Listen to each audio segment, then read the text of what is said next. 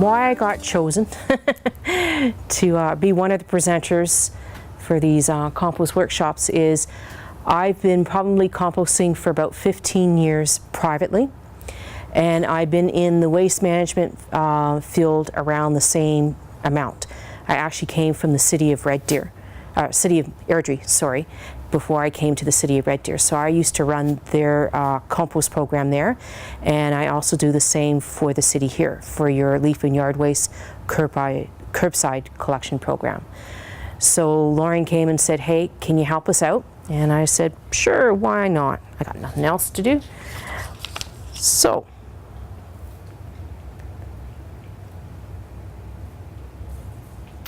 and there's our joke for the evening. So I have a question to ask right off the bat. How many of you are currently composting now? How many of you have composted in the past? Okay. That's a good answer. So that'll give me an idea of how I'm going to go with this presentation. I'll cover it all, but yeah. So this is the outline that we're going to cover tonight. So we're going to look at what is composting, why compost, the benefits, and some of the myths that go with composting, compost placement, how to operate and maintain, common problems and solutions, questions and discussions and evaluation, and there's going to be a little tour of one of the composts that is set up at this site for City Hall. For the questions and the answers, I know it kind of says last. There is going to be a section that I know you guys are going to ask me question on, and that is what goes in the composter, what can I do and what I can't do. So I'm willing to take questions at that time. So some objectives. So what we're trying to accomplish tonight is to give you some information to successful compost and to highlight some of the benefits and bust the myths about composting, and probably help you along the way with those myths is how to get it to work for you. Since you guys are currently already composting, usually when we do these type of workshops, it's because you're here because you may be having some problems and it's not quite working for you. So can anyone tell me what compost is? What do you think it is? Yeah.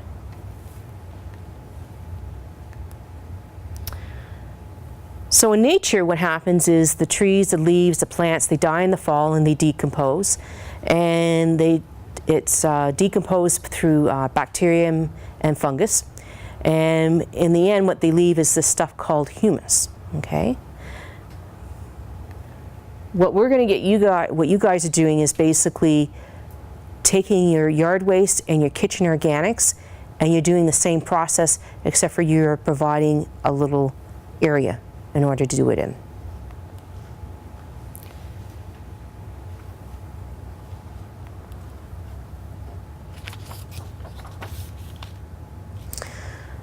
So here are some reasons of why compost is good. So basically overall it improves your yard and your garden. So compost, and I've done a lot of workshops, compost is not soil and it's not fertilizer. And our world of compost, it is actually known as soil amendment. So what it does is it enriches the soil to help plants grow. So being that, it comes with some really neat things when you use compost. So what it does is it reduces the use for fertilizers and herbicides. And what does that mean? Well, by using compost, you get to use less of these items. So you get to use less of fertilizers, so you shouldn't have to use it in your plants or on your yard. And what do we mean by reducing herbicides? If you get your plants to grow nice and healthy, they can actually resist being attacked by bugs or by fungus or some type of disease. And that's one of the benefits of compost, is it helps plants to be nice and healthy and strong to resist disease. And then of course it's slow release nutrients, and that's why it's different from fertilizers, because it's actually over time it slowly releases the nutrients that it has. And the other thing with compost is it comes with a whole bunch of other nutrients, whereas fertilizers are mainly nitrates and phosphorus base, whereas compost comes with boron, calcium, carbon, nitrogen, phosphorus. It comes with all these variety of nutrients which plants need in order to grow. And of course, if you're composting at home, you know what you're putting in it. And it is safe for children and pets to eat the finished compost, because you haven't put anything harmful in there that can hurt them. And of course, it's for free. So you're not paying for the fertilizer and you're not paying for the herbicides. Some other reasons why for composting: it reduces the need to water. So the other neat thing about compost, besides being a slow release for nutrients, it's also a slow release for water. So it's like a sponge in a sense when it takes in water. So when you're watering your plants, it absorbs the water and slowly releases it to your plants. Keeps rivers and creeks healthier. So what does that mean?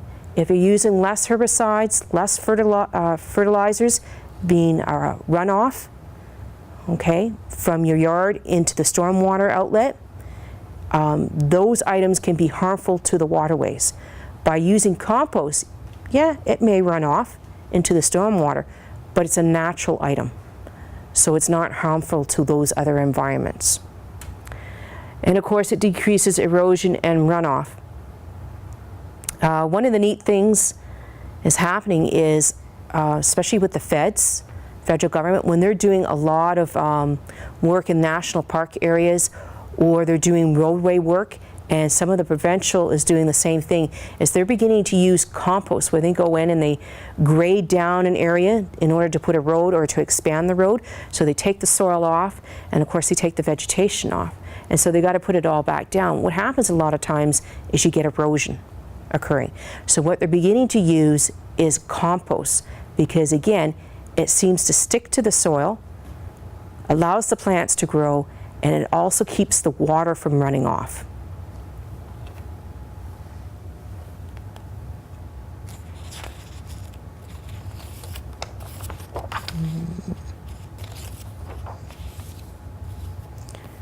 So these are some more items. It reduces waste sent to the landfill by up to half, and I'm going to explain that a little bit more. We got a pie chart that's going to illustrate that, what we mean by that. Recycle organic waste back to the earth. Okay, so you're actually reusing your food again, recycling it back into compost and using it back in your soil. It reduces trucks and landfill space needed. What we mean by trucks is actually the collection vehicle. So if we can reduce your waste that you're putting at the curb, then we actually, in the long run, will reduce the need for the number of collection vehicles out on the road in order to pick up your garbage. What do we mean by landfill space? Well, if we're not burying your organics, then we're saving space in our landfill. Reduces greenhouse gas emission.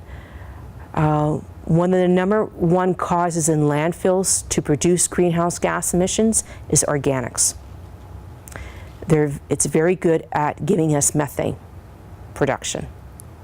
So by getting the kitchen organics and the yard waste out of the landfill, we can reduce the greenhouse gas emissions. So what we're hoping to accomplish is reducing the waste to the landfill by 10% by 2015. And this was developed through the Environmental Master Plan. And again, it goes back to the same thing. It reduces the strain on waste management and water systems. And what do we mean by that? If you're using and flushing your organics down your water system. What's happening is it's going to the wastewater treatment plant. They don't have means of treating that type of waste. They're not set up to do that. So it actually creates an overload on them. And the other thing is that, you know, you're always flicking the switch when you're flushing that down. Okay, so you're saving on electricity. So this is the pie chart. And what we mean by this pie chart is if you were to place out one garbage container, this is what it would look like. So in other words, you haven't recycled, you haven't done any of your composting, you haven't done any grass recycling or anything like that. This is what it looks like if you place it out in your garbage. So as you can see, 49% of your garbage you're placing out is actually organics. That includes yard waste, okay, along with your kitchen waste. And just to let you know, Alberta is one of the worst provinces for disposal rate. We're one of the highest ones out there per capita. So when Lauren was developing this program, we came back to her as presenters and said, we need you to give us something that this would be recognizable. What does 289 kilogram look like? And this is what Lauren came up with. It's the size of this motorbike. That's what you're placing at the curb.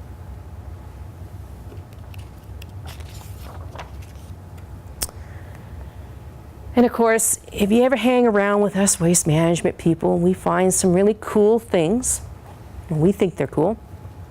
And this newspaper is actually from a landfill in Red Deer that we actually had to go in, excavate it all out because of road construction, and we moved it and redug it again, or reburied again at the waste management facility. And the landfill was started in 1966 and finished late in 1969. And you can't read this very clearly. This newspaper is actually from that landfill. And the date on the newspaper is March 12th, 1969. You can actually still read the newspaper. The other cool things that we took pictures of is there was a Christmas tree with pine needles still in there. There was sod that was still green. All the tin cans, you can still read the labels. All the newspaper that we saw, that we were taking pictures of, you could still read them. So this gives you an idea of things don't break down that easily in a landfill, and that's why we're trying to encourage more of you doing recycling and more of you getting the kitchen organics out.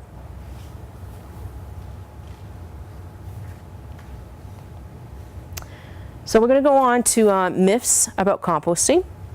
So we got our first one there. I have no use for finished compost. How many would you say is that true or false? How many say it's true? How many say it's false? Yeah.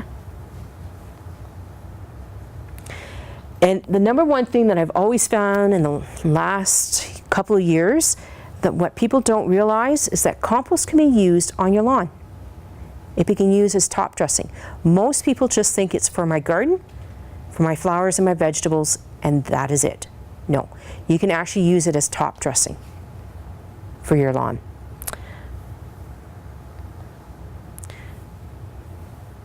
Compost takes a lot of time and effort. True or false? How do you guys find? Does it take a lot of your time? Are you spending an hour per day composting? No? So about 15 minutes, that's what we figure on average. It should take you about 15 minutes per week. Here's another one. Compost is smelly, messy, and will attract pests. What do you guys think? You guys ever had a problem with this? Yes. Yes. Have you had, is it the pests or the smells? Yes. Pests. Have you had any smells coming from your compost, like your neighbors complaining about you? No? Okay, we're going to talk about pests, and we're going to talk about smells, and I'm going to give you some techniques to get around that.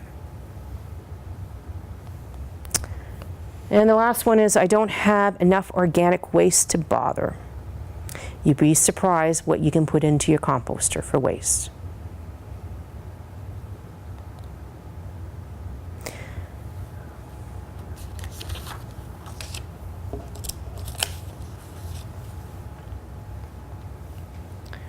So I'm going to get right into the composting aspect.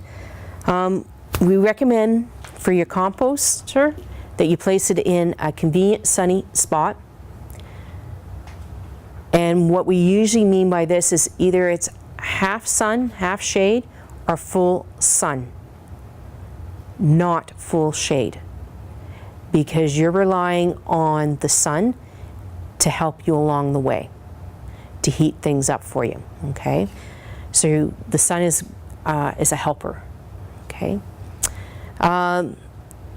If you've chosen your spot correctly, it should be leveled and well drained, so it shouldn't be near a water spout, or if you got a little stream going through your yard, not near your stream or anything like that. We recommend that when you're going to place your composter, that it's on soil, grass, concrete, but not wood and not vinyl. And the only reason why is wood warps and so would vinyl, because you know that the material that you're putting in there is pretty wet.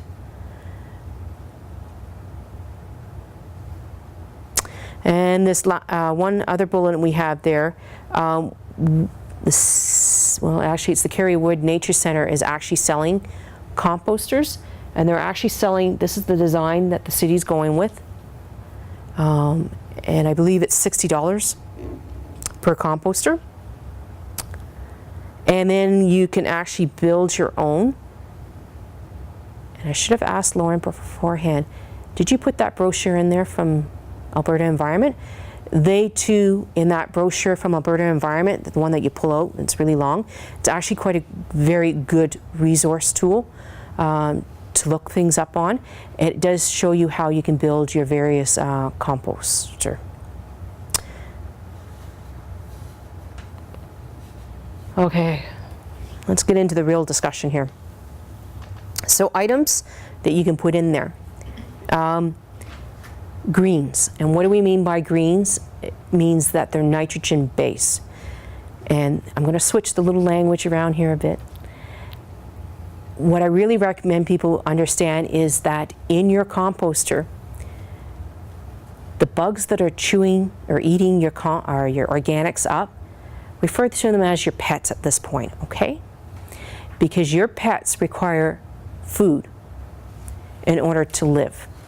If you don't give them the right food, they're not going to live in your composter, and they're not going to break your organics down, okay? So one of the things that they require is greens. And your pets are bacteria and fungus, and no, you cannot see them. You need a microscope and to visually see them, okay? So what do we mean by greens? It's all your fruit and your vegetable waste coming from your kitchen. Apples, banana peels. We have grass clippings up there. And what I recommend with the grass clippings, what I found in the past that people that have compost and have had a problem, is they've cut their grass and they automatically stuck the grass clippings into their composter. I recommend that you don't do that. What you need to do is let them dry out. And the reason why is grass clippings are about 60% water. So when you throw them into your composter, what they do is the water evaporates, the grass clippings shrink, and they compress. And so there's a lack of oxygen going on there. That's where you get the smells from. So what I recommend that you do is, if you're not using a bag on your lawnmower, leave it on your lawn for 24 hours, then rake it up and put it into your composter. Or if you are using a bag on your lawnmower, take the bag, empty it on the ground, don't re-spread it again, just spread it out in a little area. Again, leave it for 24 hours, then place it into your composter. The other thing that I recommend is that if you are using fertilizers and herbicides at the beginning of the year, don't use your first cutting into your composter. Use your second. Because what you're doing is placing that fertilizers and the herbicides into your composter, and it's showing up in your finished compost. And if you're using your finished compost on plants that are sensitive, then you may affect those plants. Some other items that we don't have there, coffee grounds. Coffee grounds are awesome because they come with a lot of different nutrients, coffee grounds, for your finished compost.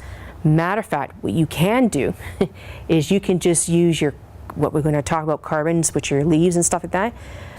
You can use your leaves and just straight coffee grounds, and you can get a beautiful finished compost product. Tea. You can put tea in there. That includes the tea bags. Flowers from your garden, so you're cleaning your garden out in the fall time, so they can go in there. And the plants from your vegetable gardens can go in there. But there's some rule of thumb there. If you are growing corn stalks and you want to put it in there, you need to chop them up into small pieces, because it's more of a woody plant and it takes forever for your pets to actually eat it and break it down.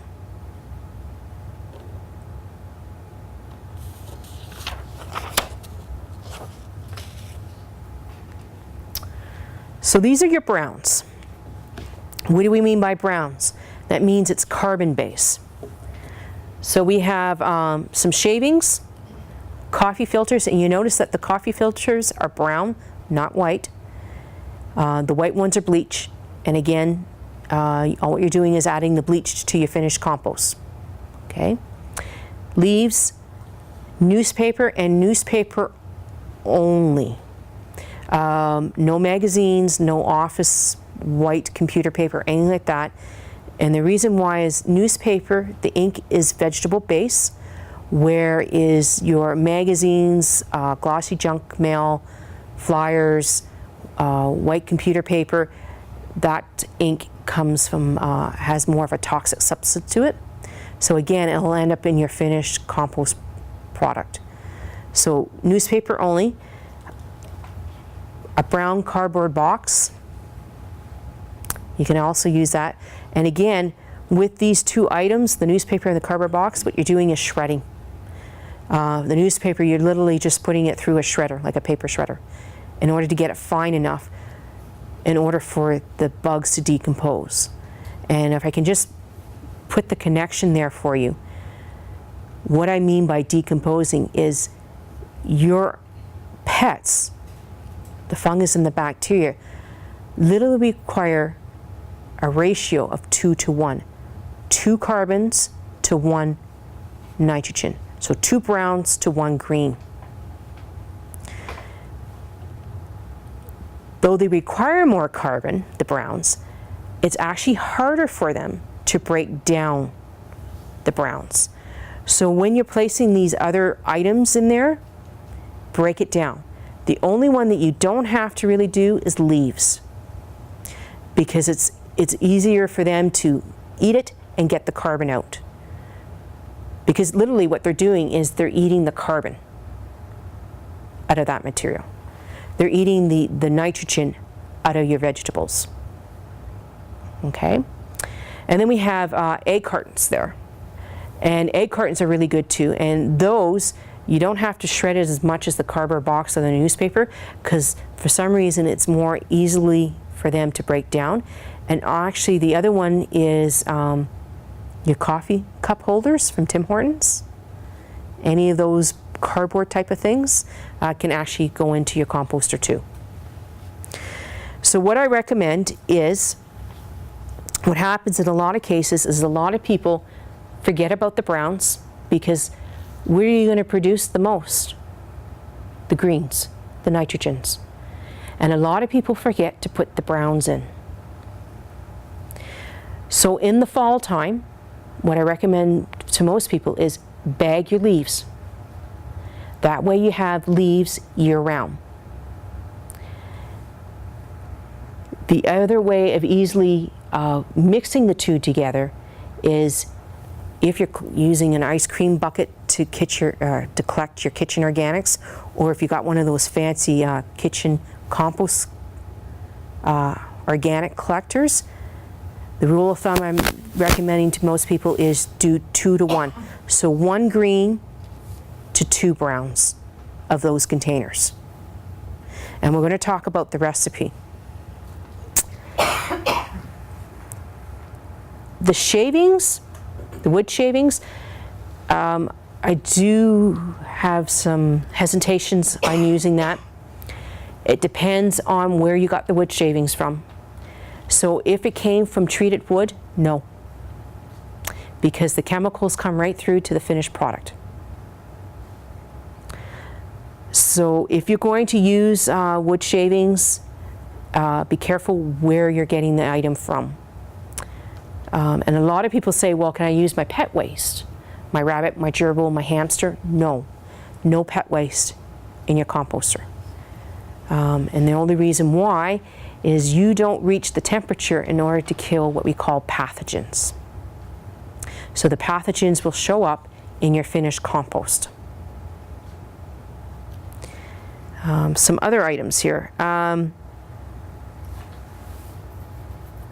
rhubarb leaves. Rhubarb leaves actually produce a toxic, and that toxic actually shows up in your finished compost. I recommend no raspberry canes. I've been asked that in the past, and the only reason why is because it's too woody. And it takes forever for your guys to break it down in order to get the carbon out of it. And lately I seem to be asked about ashes. No ashes, okay? And then there's weeds. You can place weeds in your composter, but there's a rule of thumb with it. And the rule of thumb is you need to let them dry for 24 hours before you place them in there. Because you want to make sure that the seeds have fallen off your weeds.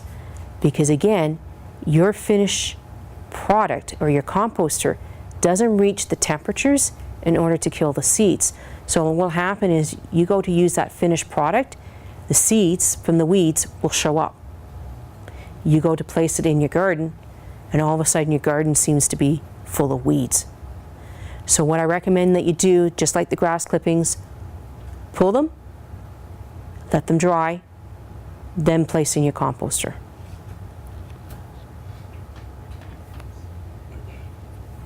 So here are some other things that you need to do with your composter. And your pets really, really require it. Water. Why do they require water? Well, bacteria and fungus don't have legs.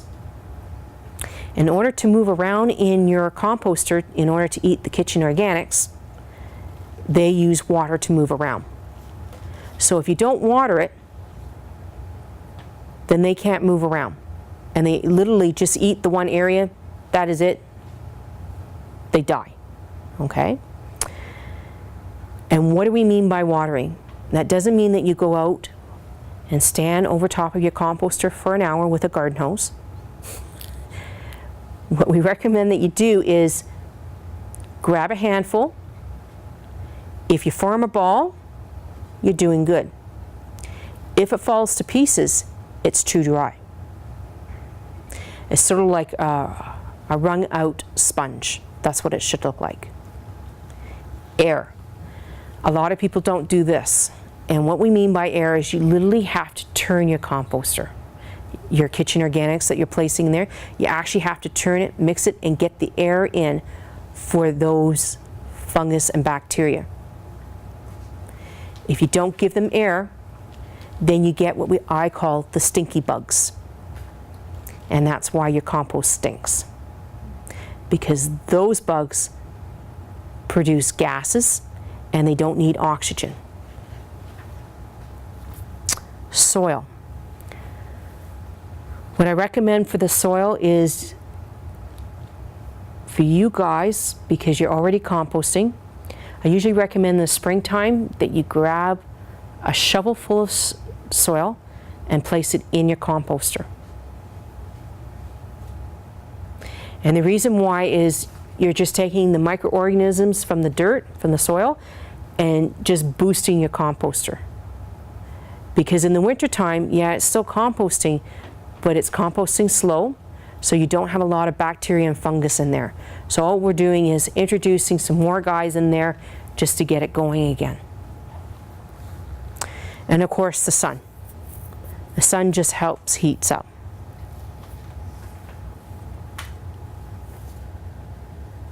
Do I have any questions so far? Yeah? Okay, I have one that you showed on there, but how do you turn it? Okay. Well, there is this thing called the wing digger. You get it at Levi Alley. There is that.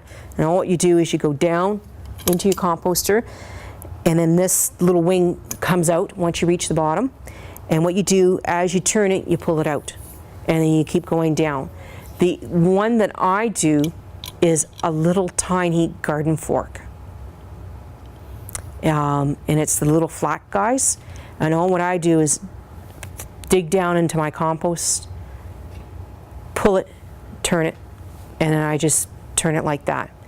In some cases, depending on the size of your composter, all what you're doing is you're just reaching in with the garden fork and just turning it over, flipping it over.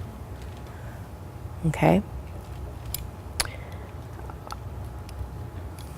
Any other questions? Any questions in regards what I can put in there? No. Okay, but do you have another question? Yes. What are your thoughts with respect to the composters that are like a barrel that you turn, as opposed to those square ones that's just sit? Yeah, I don't quite recommend them. And the reason why is a lot of people think that's it, I just get to turn it. What you don't understand is, actually if I can go.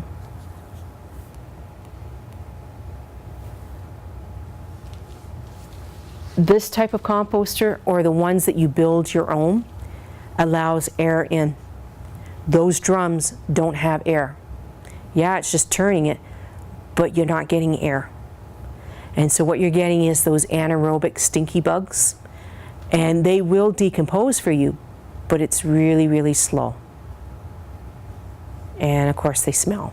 Well, it will smell once you open it up. So if you want to compost, I really recommend that you build your own. And there's easier ones, like what I have is a 3-system one, where I've just taken 2x2s, med stakes out of them, and just taken chicken wire and wrapped it around just to contain it. And then what I do is one is composting, one I'm filling up, and one is almost finished. And once I finish that one, what I'm doing is moving my compost along. So this one is almost finished, this one's cooking, this one I'm adding. So all what I'm doing is once I get my finished compost, I'm taking that out and moving it along the bins. So do you put a cover on that? No, it's open. You don't have any problems with it being open? No, and we're going to talk about that, about pests. And one of the things that deters the pets from getting in there, like mice, ants, anything like that, is because you didn't water it. And a lot of people, what they do is they just think, I can just empty it in there and walk away. And that's all. No, you've got to water it. And the reason why you want to water it is you're building an environment for the fungus and the bacteria to act, okay? And you're also building an environment that's nice for them. And when you build a nice environment, you get more of them. When you get more of them, they decompose faster. So they decompose your organics faster, okay? Those who are really good at composting, you could probably compost in 3 months' time, less, about 2 to 3 months' time, if you're really good at it. Those who are really slow at it, it usually takes about a year, okay? Yeah, so the drums are closed. It's an enclosed system. so they don't allow any air to get in there. Any other questions? Don't be afraid. Any questions about things that I think I can put in there? Oh, dryer lint.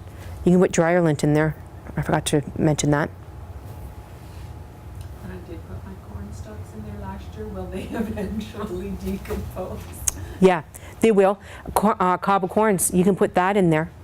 But what I recommend is that, make sure you get the butter and the salt out of there, because it ends up in your finished product. Okay? I've had questions about orange peels, lemon rinds, stuff like that. Yes, you can place them in there, but what we recommend for those items is you got to make the surface small in order for your bacteria and fungus to break it down faster. Okay? What's the other one? Watermelon rinds. Yes, you can place those in there, but again, you've got to make them small. So how much water? What I usually recommend is you go out once a week, look at your composter, grab a handful. If you can form a ball, you're doing good. If it falls to piece, you're not doing good. At the same time, when you're watering it, turn it. Do the two of them together. So just soak it down then? Yeah, soak it down. And if you got too much water in there, let's say you do grab a handful and it is just dripping with water, add more browns at that time, because browns are dry. Your leaves are very, very dry. Okay?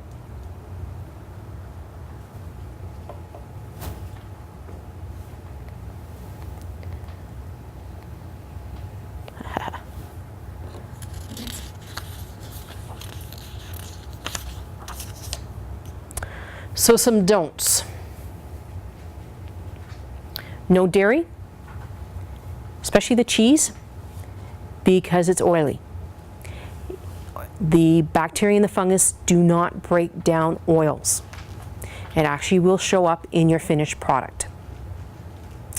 And it also leads to a process of it being really smelly when you're composting it.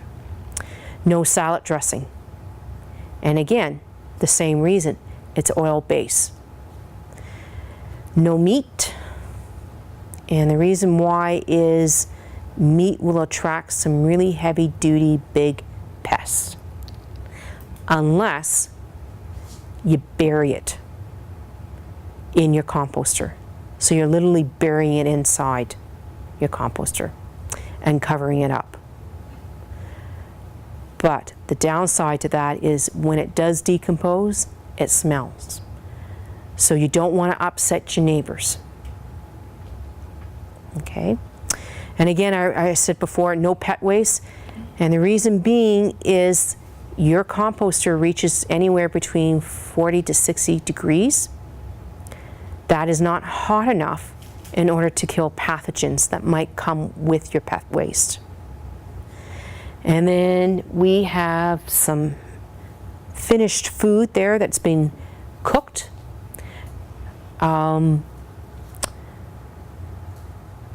We recommend that you don't do that because of the items that you add to the finished food, which is again your salt. You may add some nice butter. And again, that will show up in your finished compost.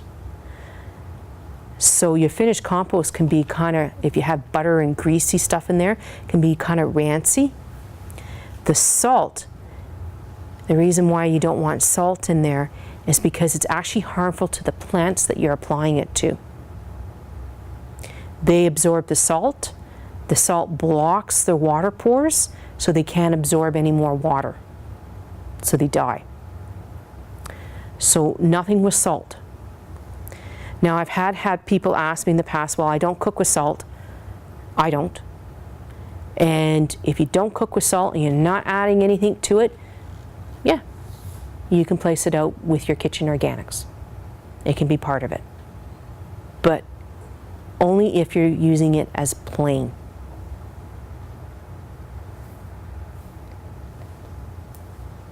So we're going to talk about the recipe. So in this recipe that we're going to show you, and I'm actually going to put it all on. So if you're starting out and you're going to restart your composter, okay, what we recommend that you do is put a little layer of twigs, and what we mean by layer of twigs is it's smaller than my pinky, and that's pretty small. And you're going to build a little layer of that. And the reason why we're asking you to do that is it provides oxygen to get into the bottom and up. Then you usually do a layer of your browns, and then you're going to wet it down, because as I said, your twigs and your leaves are browns, and browns are really, really dry. So you're just going to water it down a bit. And then you're going to start adding your kitchen organics on top of that, which are your greens. And then if you're starting from scratch, this is where you add a shovel of dirt on top of it. Then you do a repeat, your browns, and then your greens again. Once you go through all these layers right here, turn it and water it. Okay? What you guys are already doing is you've already started your composting. You already got your layers in there. So the only thing that I'm adding on to you guys is turn it and water it. And make sure you're adding enough browns.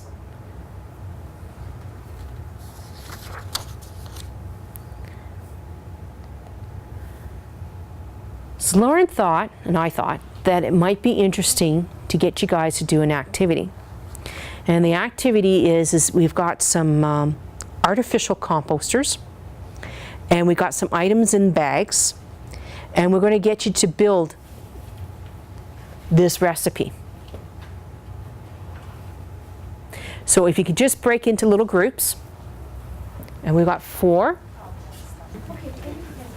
So there's some interesting items in there. We couldn't get the exact item like the sun or the dirt or the water. So you're going to find pieces of cloth that represent the sun, that are going to represent the water and represent the dirt. There are some other items in this activity that do not belong in your composter. Oh, and before we get going, no pine needles, no pine cones. They're too acidic.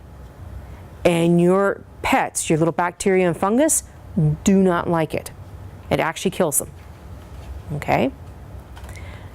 So if you're going, and that's the other thing, if you're going to place your composter out there, and if it's open, don't place it underneath an evergreen tree or near an evergreen tree because of the shedding of the pine needles. So you're going to find some items like that. And then of course we don't have a chicken in there.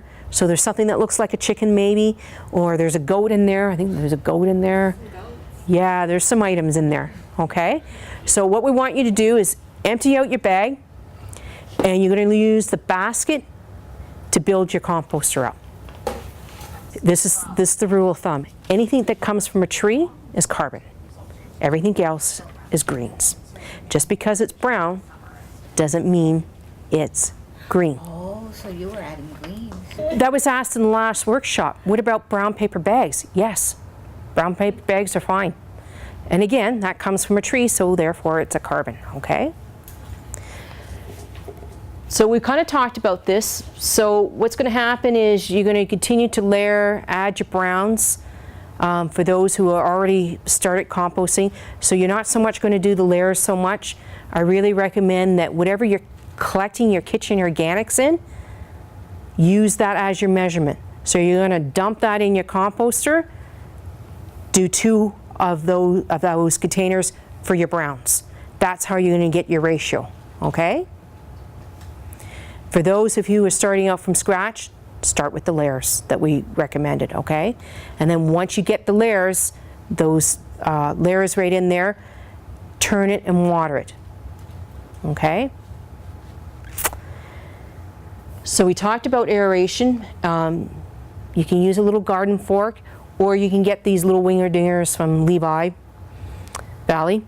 And then we have a little thermometer there, and you can actually get this thermometer.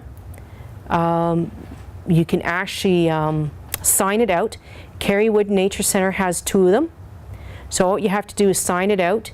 And for those of you who just can't figure out if it's working or it's just not doing anything, then you can use a thermometer.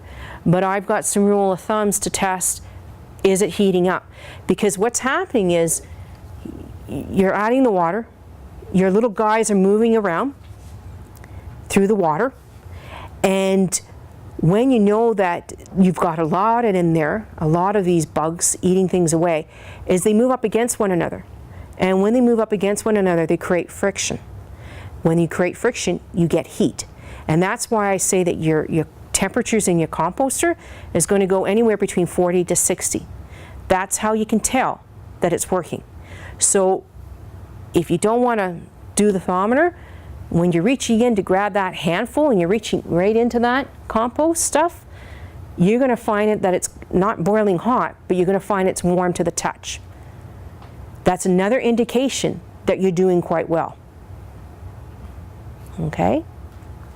So I'm just giving you some guidelines here.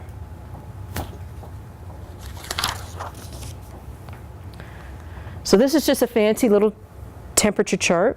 This is how it's going to work. So once you get going composting, eventually the temperatures go up and they stay up for a bit, and then they go down.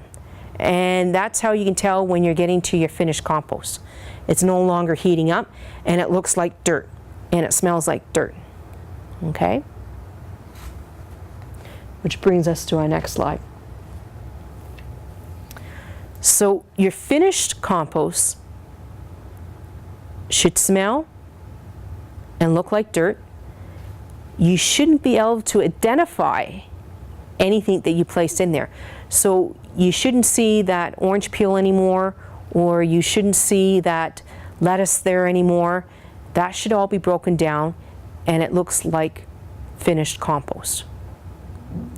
Now, you may end up with some items that hasn't broken down, like the corn stalks. Okay? Oh, what I recommend that you do is throw them back in again. Okay? Just keep throwing them in there till eventually they break down.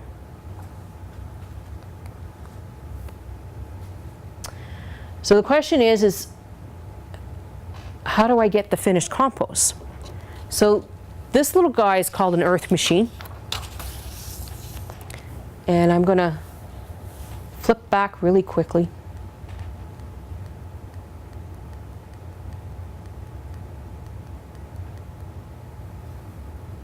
You'll see that the one that we're utilizing this picture, there's a door right here that slides up and down. Okay? So what's happening is you're throwing your kitchen organics up at the top and your browns. It eventually, what you're seeing when you're looking inside, it starts to shrink. That means it's working. And then what happens is your finished compost will be sitting on the bottom. And we'll just keep going. And you can actually see it quite clearly in this picture. Actually, you can still see some material in there that hasn't broken down yet. Okay, so what you're doing is you're going to harvest the finished stuff off, and what you can do is you're going to use it for, if you're going to use it for top dressing, we do recommend that you screen it, because you don't want the odd bits and pieces there sitting on your lawn. Okay, because I don't think your neighbors will like you too much. So you can actually build your own screen. It's actually quite easy. Just get a couple of 2x4s, slap them together, get a window screen, just staple it on, and then put your finished compost in, shake it over a wheelbarrow, and that'll give you a nice fine finished compost. How to use it. So you can dig it into your vegetable and your flower beds. You can use it as a potting mix. not straight on its own. You do have to mix it with soil. For trees and shrubs, all you're doing is you're slowly blending it into around the root area. Top dressing for the lawn. What is that? What does that mean? Top dressing? That basically is, top dressing is a fancy word or a fancy thing of saying that you've spread something across your lawn. Okay? So with the compost, for your finished compost, all you're doing is you're spreading it across your lawn. And I recommend that you kind of water it in a bit. You're not going to do a foot deep. Okay? It's actually just a very thin layer that you're going to put across there. Usually about 1/4 of an inch. You're just going to place it across your lawn. When do you recommend best time? Spring or fall. And that's the other thing. Everyone thinks it's spring. You can actually do it in the fall time. And you can actually do fall for your garden too. If you already have mulch on your perennial beds, do you mix that in with the mulch? Yeah, you can. Yeah. Doesn't hurt. Actually, probably helps. Okay. And then the last one there, we have compost tea. And when you guys get into compost, you probably have heard a lot about compost tea, especially in the last couple of years. So an easy way of making compost tea is just grab a handful of your finished compost, throw it in your water jug, let it sit for 24 hours, and then you can go and water your plants with it. What it means is that it's a faster way of getting the nutrients to your plants. If you really want to get technical with compost tea, get yourself a pair of pantyhose, fill up it with your finished compost, throw it in your rain barrel. And then as you water your plants, you've got compost tea coming out at the bottom of your rain barrel. Okay?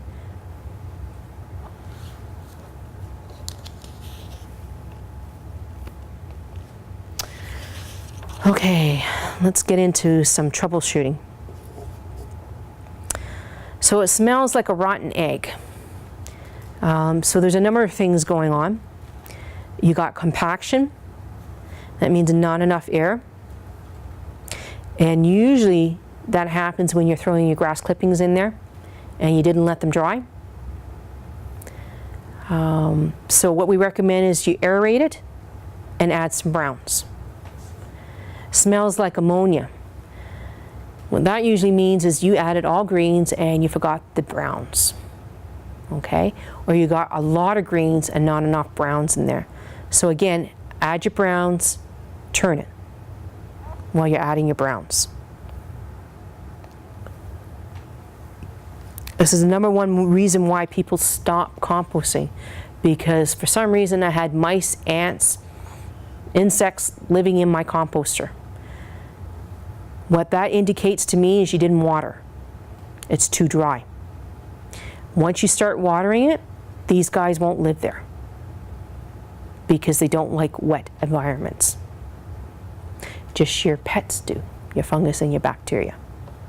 Okay? And we also kind of say don't add meat, cooked food. Cooked food's not bad, but again, as long as you didn't add butter or salt or anything like that to it.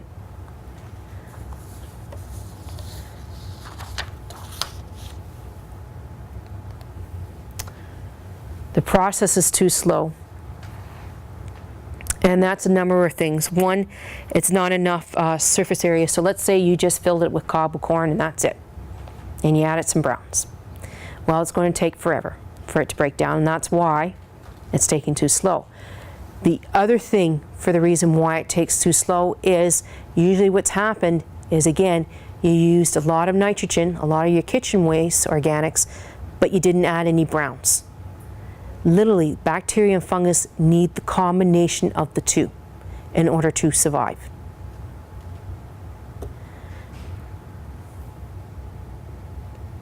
And it's not heating up. So it could be a lack of moisture or a lack of greens. So all we're saying is add some moisture and add some greens. Okay? In that case, what you did is you overdid on the browns. Usually that doesn't happen. So this is one of the number one questions we get asked. Can you compost over winter? Yes, you can. It's just a slower process. Okay? And no, it will not turn into a big icicle, your composter. It just means that it takes a slower time for the guys to eat up your kitchen organics, okay? But it will compost. What do I do with compost that I can't use? So there's a number of things you can do. You can give it away as a gift, or there's this free cycle that you can advertise on. And just to give you an indication, there was a lady that had phoned me up probably over about a month ago. She was moving. She had 4 composters with almost finished compost in them. She couldn't take the finished compost with her because she wasn't going to pay the moving price. So she said, but I don't want it in the landfill. And I happen to know there were some co-workers who are actually looking for finished compost. So I just went running around to their office and said, this lady has some finished compost, do you want it? And they actually came and took it off her hands. So you can find people that will use it. And you probably can give it away as a gift.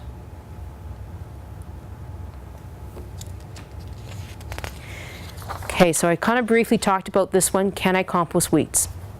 There is cautions with that, okay? And it's not the roots and weeds, it's when the weeds go to seed that causes the problem. And let's face it, there are some weeds out there that do have flowers to them, but they're not a pretty flower. So you probably won't recognize that it's gone to seed because you don't recognize the flower on it. So what I recommend, if you really want to go down this road, okay, yank them under the ground, let them dry. Then place them in your composter. By letting them dry, the seeds will fall off, okay, because the plant dies, so the seeds get released. That's what plants do when they're dying. They release the seed, okay? Crackgrass. Under no certain terms, place that in your composter. And it's not so much that you're cutting your grass, that's not what I mean. It's when you're digging the crackgrass out, and the problem is with the roots. The roots have a tendency of breaking down into tiny, tiny little pieces. They will end up with your finished compost. You go to apply that finished compost to your vegetable or flower gardens, you're not going to be happy because then you're going to have a problem with crackgrass there, okay? So under no certain terms, no crackgrass. Yes, you will be cutting it up sometimes with your regular grass, that's fine. It's the roots that we have a problem with, okay? And I covered this one, can I compost pet feces? No.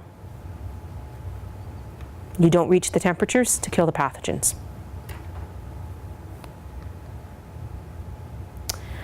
Oh, this is always a good one. Do I need a commercial composter to start or accelerate my compost? No. It's a gimmick. Okay? Oh, what it is, it's nitrogen base. Okay? That's all it is. It does not speed up the process. It's just a gimmick to get you to buy something. Okay?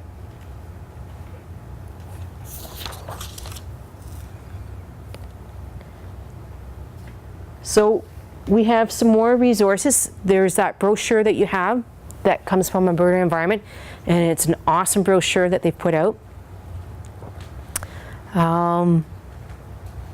You can always use this website to find out more.